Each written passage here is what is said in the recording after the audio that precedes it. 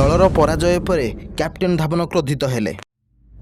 Match हारिबा मु निजे दायी बोली मीडिया आगे कहते। लखनऊ सुपर जायंट्स शुक्रवार दिन आईपीएल 2023 मैच रे पंजाब किंग्स उपर 56 रन विजय पंजीकरण करिछि।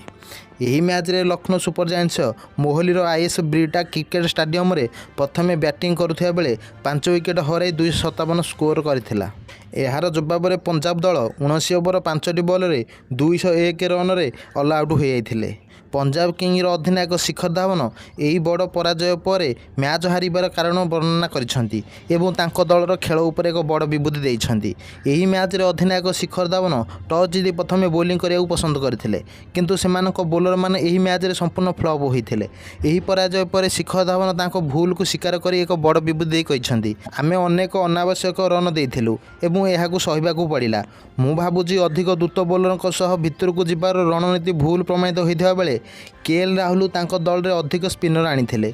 मु एपरि किछि परिवर्तन करबाकू चेष्टा कली जहाँ आज काम कला नाही। यह मो पई एक बड़ शिक्षा बोली शिखर धावन कहिसेंती।